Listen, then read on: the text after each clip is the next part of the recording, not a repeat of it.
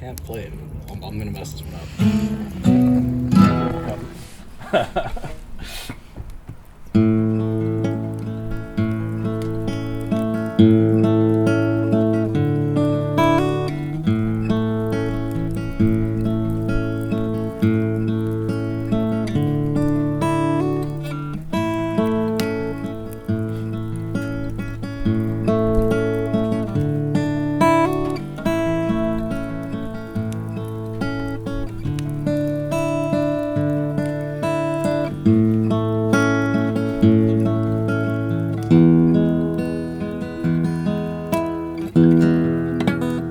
Out. Fucked it up. There's a place out on The problem with me is that I don't have a lot of confidence. rising above the fact And that's a pretty big issue for someone who tells everyone he's artsy, an artist of some kind.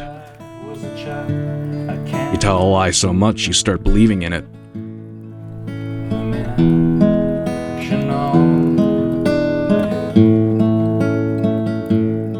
But this isn't the story of how I tricked some unsuspecting folks into listening to me play guitar outside in the dead of winter. I mean, that'd be a better story than this. No, this is a story of my backyard, how it was sculpted, shaped, how it was weathered, patched up and painted over and over again.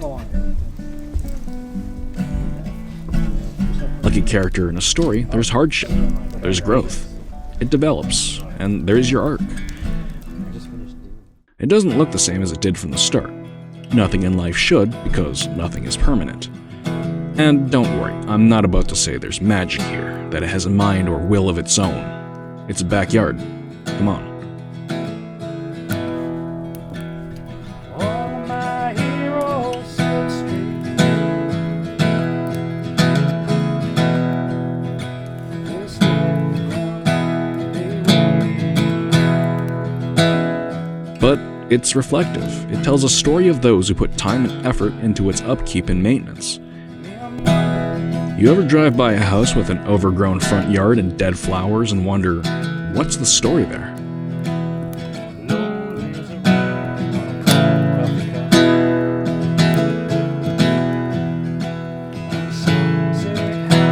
As with most childhood homes, there's history all over this place.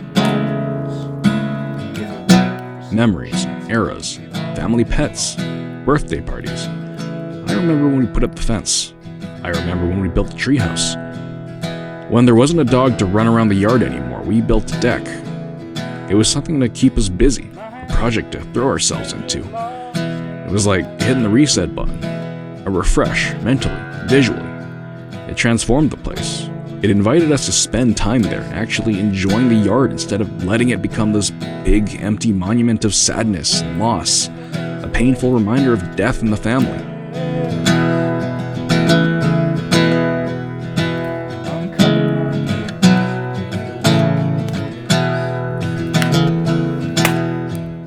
That adding fire brought the backyard to life.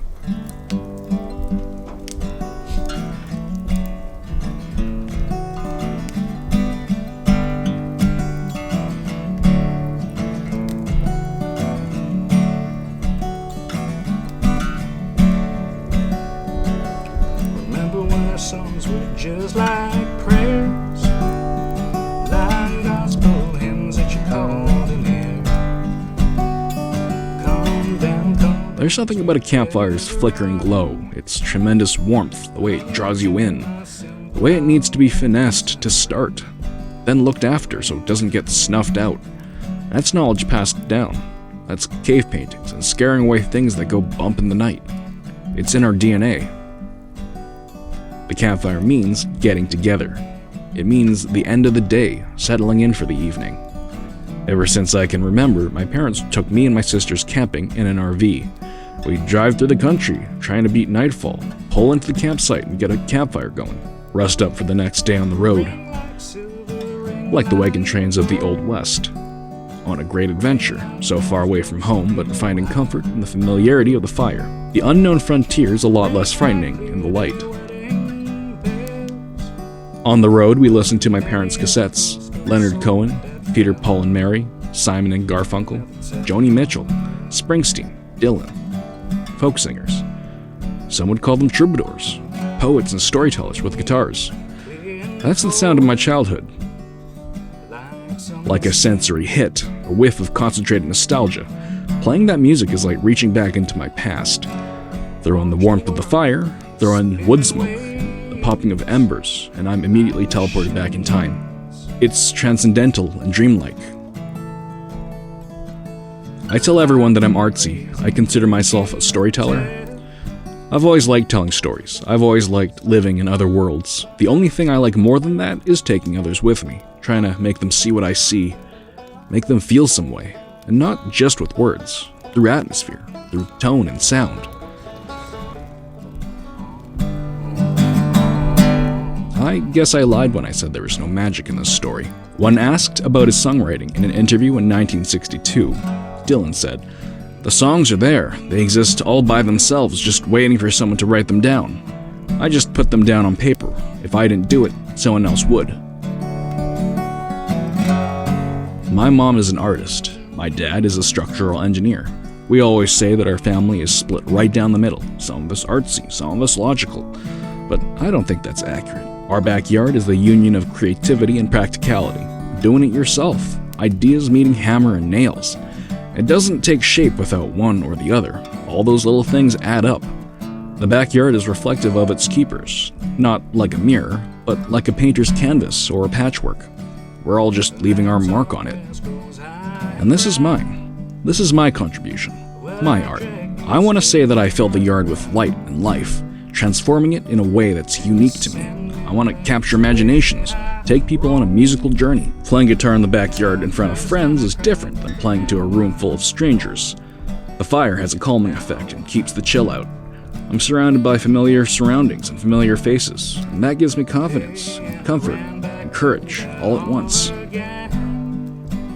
I think of my parents and the hard work that went into this place, lessons learned and all the things passed down that allowed me to be who I am today.